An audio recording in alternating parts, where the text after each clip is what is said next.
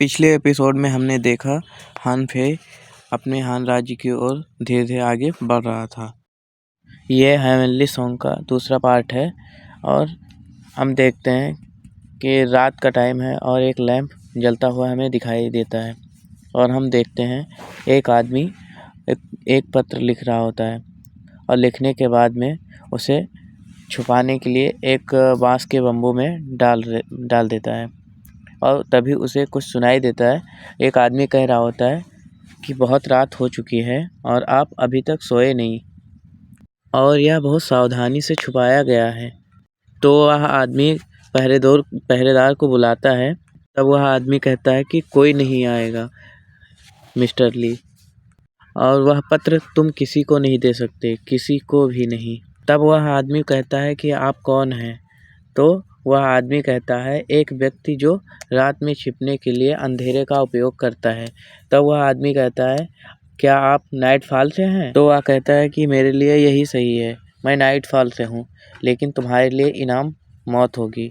और यह कहने के साथ ही वह उस पर हमला कर देता है और उसे वहीं पर मार देता है। उसे मारने के बाद तुरंत ही वह स्क्रॉल को उठाता है और उसे खोलकर देखने की कोशिश करता है, लेकिन उसे कुछ समझ में नहीं आता है, इसीलिए वह स्क्रॉल को जला देता है। वह स्क्रॉल को जलाने के साथ ही वह पूरे महल को आग लगा देता है और फिर हम देखते हैं कि बाहर खड़ा होकर देख रहा होता है और कुछ सैनिक उधर जा रहे होते हैं। और नेक्स्ट सीन में हम देखते हैं कि एक लड़का कुछ लोगों पर नज़र रख रहा होता है और उनमें से आदमी कहता है कि वहाँ कौन जाएगा। तभी उस लड़के को पकड़कर उसके सिपाही लेके आते हैं। तो वह कहता है कि यह लड़का निश्चित रूप से हमारा इंतज़ार कर रहा था। तो वह लड़का कहता है मेरा प्रधानमंत्री जी को डराने का कोई इरादा नहीं था, कृपया मुझे क्षमा करें। तो एक आदमी कहता है कि यह प्रधानमंत्री के लिए एक नया दृश्य हो सकता है। तो प्रधानमंत्री कहता है एक नया दृश्य? फिर मैं आपसे सवाल करता हूँ, क्या कल बारिश की धूप होगी? तब लड़का कहता है बरसात वाला दिन। तो प्रधानमंत्री कहता है क्या यही है आपकी असली प्रतिभा? तुम मेरे सामने बकवास करने की हिम्मत करते हो? और कहता है इसे ले जाओ।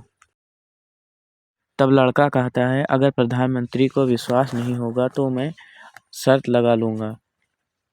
इसके साथ यह भी कहता है यदि आप मुझ पर विश्वास नहीं करते हैं तो मैं शर्त लगाने के लिए तैयार हूँ।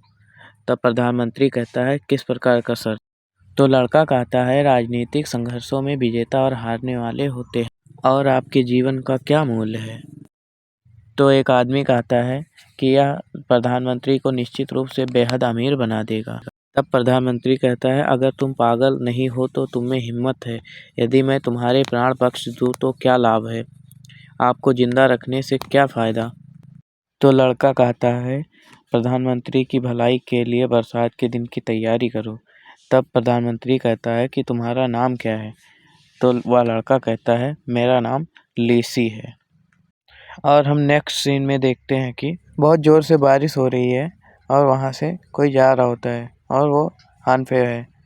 हान फे कहता है कोई बात नहीं, हमें बारिश से बचने के लिए एक बड़ा पेड़ मिल जाएगा और हम बहुत भाग्यशाली रहें। इसके साथ यह भी कहता है कि मैं वापस आ चुका हूँ, जो लोग मुझे देखना चाहें या ना चाहें, अंत में हम मिलना चाहते हैं। थोड़ी देर चलने के बाद वह अपने बॉर्डर तक पहुँच जाता है और हम नेक्स्ट सीन में देखते हैं कि हान फे अपने हान राज्य में आ गया है और वह वहाँ की खूबसूरती को देख रहा होता है कि तभी उसे कोई भाई कहकर बुलाता है और वह पीछे मुड़ता है तो वह देखता है कि वो तो हांग लियान है। और हांग लियान तुरंत ही जाकर उसे गले लगा लेती है और कहती है कि आप अंत में वापस आ गए। तब हान फे कहता है कि मैंने तुम्हें बहुत याद किया और क्या तुम मुझे किस कर सकती हो? तो वह किस भी करती है। और हान फे पूछता है कि यहाँ पर चारों तरफ भीड़ बहुत है और मुख्य सड़क तो लोगों से भरी हुई है, यहाँ देखने के लिए क्या है? तब हांग लियान कहती है कि आप लोग जानते हैं मैं कौन हूँ, और यह भी कहती है कि आपकी आंखों का तारा मेरे लिए दुर्लभ है, क्या आप डरते नहीं हैं? तब वह आदमी कहता है कि मैं गलत था राजकुमारी हांग लियान। तब हांगलियान कहती है कि आप सभी अपनी अपनी आंखें बंद कर। कहती है जो नहीं मानेगा उसकी आंखें फोड़ दी जाएंगी। तब हानफे कहता है कि वह सिर्फ मजाक कर रही है और कहता है शरारती मत बनो या मैं तुम्हें हरा दूंगा। तब हांगलियान कहती है मुझे तुमसे डर नहीं लगता और कहती है कि मेरे पास एक अद्भुत गुरु हैं जो मुझे मार्शल आर्ट की शिक्षा दे रहे हैं और मुझे बस डर यह है कि तुम मुझे हरा नहीं पाओगे। हानफे कहता है आपसे टकराना मेरे बस की बात नहीं है और मैं ऐसा कैसे कर सकता हूँ। तब हांगलियान कहती है ईमानदारी से और कहती है आप इतने समय से संघाई में थे, आप कौन सी घटिया किताबें पढ़ रहे थे। आप इतनी अच्छी तरह से छुपे हुए थे कि कई टीमें आपको ढूंढ ही नहीं पा रही थी। तब हानफे कहता है मुझे शांति पसंद है, क्या आप भी पसंद करती हैं। तब हांगलियान कहती है तुम छुपकर शराब पीने गए थे ना, तुम्हारे शरीर से शराब की गंध आती है, तुम कितने समय से नहाए नहीं। तो हानफे कहता है पिछले महीने मैंने झील में पूरी तरह से स्नान किया था।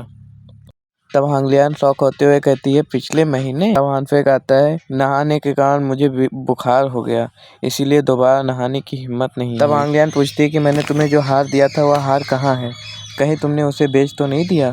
और हम देखते हैं कि एक लड़की हानफे को बहुत ध्यान से देख रही थी और हम नेक्स्ट सीन में देखते हैं कि एक आदमी सो रहा होता है और वह अचानक से उठकर बैठ जाता है और उसके चारों तरफ एक ब्लैक शैडो घूमने लगती है। और हम नेक्स्ट सीन में देखते हैं जहाँ पर हानफे और उसके गुरु होते हैं। तो हानफे कहता है स्वर्ग और पृथ्वी के बीच क्या वास्तव में न स्वर्ग से परे कोई शक्ति है। मास्टर कहते हैं कि वहाँ है। फिर हानफे कहता है तो यह किस प्रकार की शक्ति है। और इसी के साथ हमारा एपिसोड यहीं पे एंड हो जाता है। उम्मीद है आप सभी को पसंद आया हो, तो वीडियो को लाइक, चैनल को सब्सक्राइब कर लें।